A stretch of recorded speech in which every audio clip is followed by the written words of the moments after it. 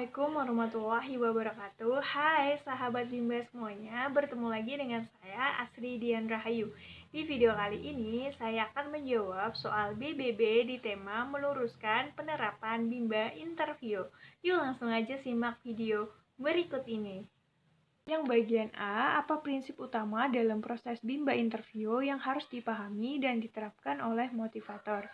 Jelaskan dan berikan alasannya. Prinsip utama yang harus dipahami oleh motivator yaitu di sini motivator harus menjadi seorang pembelajar yang senantiasa memperbaiki diri secara terus-menerus, senantiasa berbuat kebaikan, dan harus selalu nih mengajak orang lain untuk mencapai kebahagiaan. Gimana sih cara untuk mencapai kebahagiaan?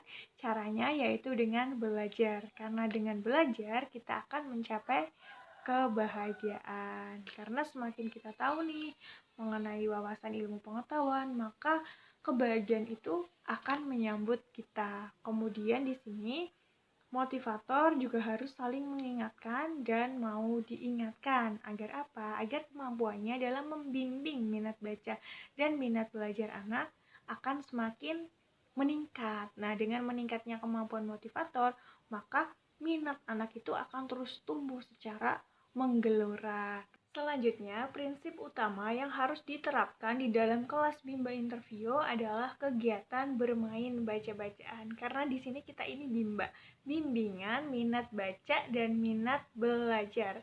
Jadi, untuk melaksanakan kegiatan bermain baca-bacaan, motivator juga harus nih senantiasa menerapkan teori jam bandul. Teori jam bandul adalah teori di mana prioritas utama kegiatan utamanya yaitu bermain baca-bacaan, tetapi ada selingannya yaitu kegiatan menulis, mewarnai, menarik garis, berhitung, ataupun kegiatan bercerita, bernyanyi, berdongeng. Jadi kegiatan yang anak sukai itu dijadikan sebagai selingan saja. Jadi kalau misalkan nih saat melakukan kegiatan bermain baca-bacaan anak mulai bosan nih, ya udah kita bisa nih menanyakan ke anak, Kak, ini Kak Vero habis ini mau mewarnai? Oke, siap, mewarnai dulu ya. Oke, jadi kayak gitu. Jadi disesuaikan dengan kemauan dan kemampuan anak gitu. Tapi walaupun kita itu menyesuaikan kemauan anak, di sini kita tetap harus nih mengarahkan anak untuk melakukan kegiatan bermain baca-bacaan. Sehingga ketika anak sudah selesai nih, misalkan mewarnai udah selesai nih, tadi kan udah main baca-bacaan, terus anak udah bosen nih. Nah, kita alihkan kegiatan bermain ini mewarnai kan. Kita alihkan ke mewarnai. Ketika anak itu udah selesai mewarnai, terus anak udah senang, antusias, semangat gitu, kita bisa nih kembali lagi ke kegiatan bermain baca-bacaan. Jadi kita arahkan lagi dalam proses mewarnai, bisa tetap kita ajak anak untuk melakukan kegiatan bermain baca-bacaan melalui apa yang sedang anak warnai nih. Misalkan anak lagi mewarnai masjid, bisa kita tanyakan ke anak, Kak Vero lagi mewarnai apa nih? Oh, lagi mewarnai MASJID, masjid. Jadi bisa seperti itu. Jadi kegiatan bermain baca-bacaan bisa tetap kita lakukan nih selama anak melakukan kegiatan mewarnai. Tapi tetap saja pada akhirnya kita arahkan anak ke kegiatan bermain baca-bacaan lagi. Jadi ini hanya dijadikan sebagai selingan saja agar anak tidak mudah bosan, tidak mudah jenuh, tidak mudah teralihkan dalam melakukan kegiatan di Bimba interview. Karena prioritas utama kegiatan di Bimba adalah kegiatan bermain baca-bacaan dengan selalu berpedoman pada paradigma Bimba. Karena di sini kita ini Bimba, menumbuhkan minat baca dan minat belajar anak. Jadi prosesnya wajib sepenuhnya menyenangkan bagi anak, tentunya dengan selalu menggunakan metode Bimba dengan baik dan benar. Pertanyaan yang B, apa prioritas motivator dalam kelas pendekatan? Prioritas utama dalam kelas pendekatan adalah kegiatan berdialog tentang kesukaan anak. Sehingga di sini motivator harus bisa nih membuat anak menjadi senang, aman, nyaman, bahagia saat anak berada di dalam kelas pendekatan. Jadi ketika motivator sudah bisa membuat anak senang, nyaman, aman, bahagia saat bersama motivator, maka anak akan merasa lebih dekat dengan motivator dan motivator akan merasa dekat juga nih dengan anak. Sehingga kalau sudah begitu, maka tujuan dari kelas pendekatan akan tercapai. Pertanyaan yang C, apa prioritas motivator dalam kelas real? Prioritas motivator dalam kelas real yaitu di sini motivator mulai nih memperkenalkan kepada anak mengenai bahasa Bimba dengan cara memperdengarkan 4 huruf verbal konsonan dan 4 huruf verbal sederhana kepada anak. Selanjutnya, pertanyaan yang D, apa prioritas motivator dalam kelas lanjutan? Prioritas utama motivator dalam kelas lanjutan adalah kegiatan bermain baca-bacaan. Karena kita ini kembali lagi nih ke kata Bimba, bimbingan minat baca dan minat belajar anak. Jadi, prioritas utamanya adalah kegiatan bermain baca-bacaan. Tapi dalam melaksanakan kegiatan bermain baca-bacaan, motivator harus senantiasa menerapkan teori jam bandul. Teori jam bandul adalah teori di mana kegiatan prioritas utamanya adalah kegiatan bermain baca-bacaan. Tapi ada selinganya nih, selinganya yaitu kegiatan mewarnai, menulis, menarik garis, berhitung, bercerita, berdongeng, ataupun berdialog. Jadi di sini kita ketika mengajak anak melakukan kegiatan bermain baca-bacaan, kemudian anak sudah bosan nih, kita bisa arahkan ke maunya anak itu apa nih gitu. Anak itu maunya apa sih setelah melakukan kegiatan bermain baca-bacaan? Kalimatnya bisa seperti ini. Oke, Kak Vero habis ini mau warnai. Ah iya, mau warnai. Ya udah boleh. Yuk sekarang mau warnai. Nah gitu. Jadi bisa kita arahkan ke kegiatan yang anak sukai. Jadi kalau kita udah mengarahkan ke kegiatan yang anak sukai, maka anak akan jadi senang, bahagia, antusias, dan ceria.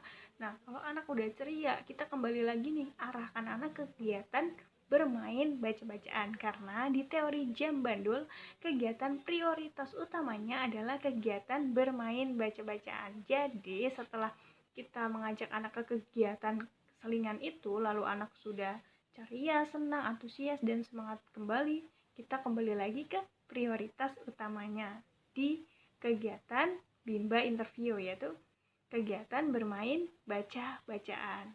Pertanyaan yang E, kegiatan apa yang lebih prioritas antara bermain baca-bacaan dengan kegiatan menyelesaikan modul jelaskan? Kegiatan yang lebih prioritas adalah kegiatan bermain baca-bacaan. Karena kita kembali lagi nih ke kata Bimba, bimbingan, minat baca, dan minat belajar anak. Jadi untuk menumbuhkan minat baca dan minat belajarnya, kita harus mengutamakan nih kegiatannya, yaitu kegiatan bermain baca-bacaan. Ketika anak sudah senang nih melakukan kegiatan bermain baca-bacaan, maka minat belajarnya pun akan semakin menggelora. Jadi kalau sudah begitu, minat bacanya akan semakin meningkat secara luar biasa. Nah, untuk kegiatan menyelesaikan modul tidak perlu diselesaikan sampai semua nih. Jadi kalau anak tuh nggak mau menyelesaikan modul semuanya gitu, itu nggak apa-apa. Yang penting di sini itu yang jadi fokus kita adalah kegiatan bermain baca-bacaan. Modul itu hanya dijadikan sebagai sarana anak agar sesuatu yang diberikan kepada anak itu disesuaikan dengan kemauan dan kemampuan anak. Pertanyaan yang F, materi apa yang dibaca oleh anak ketika bermain baca-bacaan? Materi yang dibaca anak adalah materi modul baca-bacaan yang sudah anak kerjakan nih sebelumnya. Jadi anak sudah kerjakan, lalu anak lipat, dan anak masukkan ke kotak permainan kata. Nah, ketika anak sudah masukkan ke kotak permainan kata, kan berarti kan anak sudah menguasai nih, bisa nih. Pas kita masuk ke dalam kelas Bimba interview, kita ajak anak untuk melakukan kegiatan bermain baca-bacaan secara bebarengan dengan menggunakan tiket. Contohnya kayak gini. Kak Vero, Kak Valeska, hari ini siapa nih yang sudah siap mau main baca-bacaan? Wah, udah siap semua. Oke, anaknya ibu udah pada rajin nih. Oke, yuk. Kak Vero, Kak Valeska, diambil tiket baca-bacaannya di kotak permainan. Wah, udah diambil. Kak Vero, ada berapa nih tiketnya? Wah, ada 5. Kalau Kak Valeska, wah 5 juga. Oke, mantap. Yuk, sekarang dibaca. Bacanya yang keras ya, Kak, biar Ibu dengar. Oke, Ibu hitung dulu ya. Nanti kalau Ibu udah selesai hitung, terus dimulai. Oke? Oke. 1, 2, 3. Mulai. Semangat ya Kak, yang keras bacanya. Nah, biasanya saya melakukan hal seperti itu ketika mengajak anak untuk melakukan kegiatan bermain baca-bacaan menggunakan tiket-tiketan yang ada di kotak permainan kata. Pertanyaan yang G, bagaimana cara agar bermain baca-bacaan menyenangkan bagi anak? Agar kegiatan bermain baca-bacaan menyenangkan bagi anak, maka di sini motivator harus menerapkan teori jam bandul. Teori di mana kegiatan prioritas utamanya adalah kegiatan bermain baca-bacaan. Tapi di sini ada selingannya nih. Selingannya yaitu kegiatan yang anak sukai dan anak mau lakukan nih, seperti kegiatan mewarnai, menulis, menarik garis, berhitung, bercerita, berdongeng, berdialog. Jadi kalau anak itu ketika melakukan kegiatan bermain baca-bacaan sudah bosan nih, bisa kita arahkan anak untuk melakukan kegiatan yang anak sukai nih, disesuaikan dengan kemauan dan kemampuan anak. Jadi di sini kita mengikuti kemauan anak, tetapi kita tidak membiarkan anak nih, kita tetap mengarahkan anak untuk tetap melakukan kegiatan bermain baca-bacaan, tentunya dengan proses yang sepenuhnya menyenangkan bagi anak. Jadi di sini motivator harus mengerti anak, bukan anak yang mengerti motivator. Dengan begitu, maka proses kegiatan bermain baca-bacaan yang sepenuhnya menyenangkan bagi anak akan tercapai. Pertanyaan yang H, bagaimana menyikapi anak yang tidak mau bermain baca-bacaan? Nah, untuk menyikapi anak yang tidak mau bermain baca-bacaan itu bisa nih kita arahkan anak untuk berdialog umum mengenai apa sih kesukaan anak gitu. Biasanya kalau misalkan anak tuh nggak mau main baca-bacaan nih, kita arahkan ke dialog yang anak suka, itu anak menjadi senang, anak menjadi semangat dan semakin antusias. Misalkan Kariski nih, Kariski tuh suka bola. Kita bisa nih ketika kita tanya ke Kariski gini, Kariski udah siap belum mau main baca-bacaan? Belum bu, belum siap gitu kan. Kita pasti langsung harus gimana nih gitu. Jadi biasanya kalau saya itu langsung bilang ke anaknya gini, oke deh nggak apa-apa. Oh ya kak Rizky kalau di rumah tuh sukanya main bola ya? Iya main bola. Kalau Kak Rizky di rumahnya bolanya warna apa sih kak? Warna putih ya. Bagus ya warna putih ya. Iya. Terus ada yang warna apa lagi? Oh Kak Rizky punya 2 bola. Iya punya dua, ada 2 kak. Wah, yang satu putih, satunya warna apa nih? Warna biru, biru, biru, biru, biru, biru. Wah, warna biru ya. Oh ya, kalau Kak Rizky tuh sukanya warna apa sih? Oh, suka warna biru. Oh, pantesan Kak Rizky tuh ini ya punya bola warna putih terus biru. Ternyata Kak Rizky suka warna biru ya. Iya, suka warna biru. Oh ya Kak Rizky, ibu ini nih, ibu punya gambar bola. Mau tahu nggak gambarnya di mana? Gambarnya itu ada di kertas warna-warni kak. Iya, kertasnya tuh warna-warni. Ada warna kuning, terus ada warna merah. Pokoknya warna-warni. Kak Rizky mau lihat nggak? Oke, mau lihat ya? Jadi ini kak kertas berwarnanya, tuh kan warna-warni kan ya? Iya, terus ada gambar bola. Tuh, bolanya di sini tuh. Warna apa nih bolanya? Iya, warna HITAM, hitam. HITAM, hitam. HITAM, hitam. Terus ada warna apa lagi? Iya, ada warna PUTIH, putih. PUTIH, putih. PUTIH, putih. Terus ibu balik ya, ibu sulap jadi habis ini ada baca-bacaannya. Mau lihat nggak? Bim salah bim, ada kadabra, teling. Tuh mana ya yang bacaannya bola ya kak? Oke, anak rajinnya ibu udah bisa. Ya ini ya yang tulis, ini ya yang ini bacaannya bola ya. Iya, hurufnya bola apa aja kak? Iya, BOLA, bola, B-O-L-A, bola, B-O-L-A, bola. Nah, jadi caranya seperti itu. Biasanya saya mengarahkan dan membimbing anak yang tidak mau melakukan kegiatan bermain baca-bacaan dengan mengajak anak nih berdialog umum tentang kesukaan anak terlebih dahulu. Karena biasanya kalau misalkan anak diajak berdialog mengenai kesukaan anak tuh anak jadi semangat, antusias, dan ceria kembali. Nah, nah ketika anak udah ceria nih, di sini bisa nih kita ambil kesempatan untuk mengarahkan anak ke kegiatan bermain baca-bacaan dengan mengambil modul berwarna yang ada di kotak permainan kata.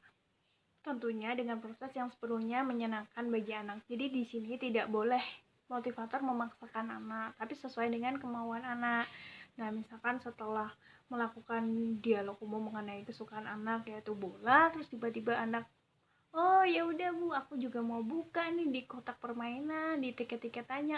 Oke sip, ya udah yuk sekarang diambil tiket-tiketannya. Jadi di sini ketika anak itu tidak mau nih melakukan kegiatan bermain baca-bacaannya, saya biasanya mencairkan suasana terlebih dahulu, membuat anak menjadi senang, semangat, antusias, dan ceria. Ketika anak sudah ceria, barulah kita bisa melakukan kegiatan bermain baca-bacaan. Jadi membuat anak itu nyaman dahulu dengan kita. Tentunya dengan proses yang sepenuhnya menyenangkan bagi anak. Jadi di sini tidak boleh motivator memaksakan anak, tapi sesuai dengan kemauan anak. Nah, misalkan setelah melakukan dialog umum mengenai kesukaan anak yaitu bola, terus tiba-tiba anak, oh ya udah Bu, aku juga mau buka nih di kotak permainan, di tiket-tiketannya. Oke sip, ya udah yuk sekarang diambil tiket-tiketannya. Jadi di sini ketika anak itu tidak mau nih melakukan kegiatan bermain baca-bacaannya, saya biasanya mencairkan suasana terlebih dahulu, membuat anak menjadi senang, semangat, antusias, dan ceria. Ketika anak sudah ceria, barulah kita bisa melakukan kegiatan bermain baca-bacaan.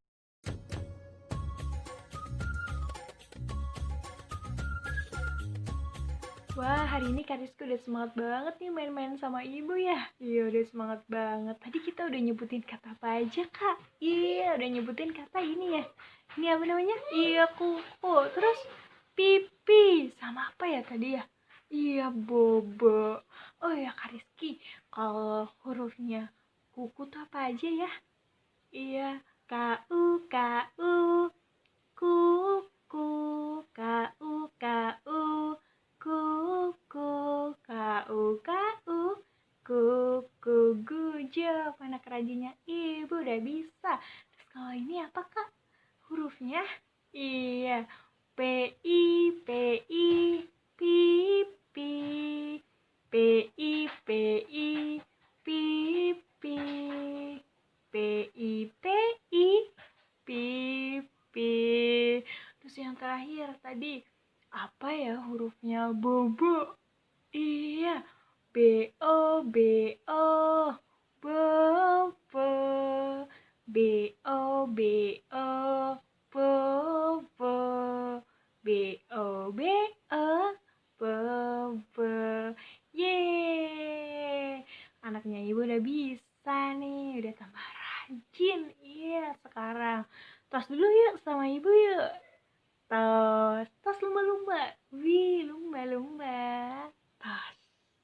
Oke, sahabat Bimba semuanya, terima kasih sudah menonton. Mohon maaf jika ada kesalahan. Salam Bimba, tetap semangat dan terus belajar.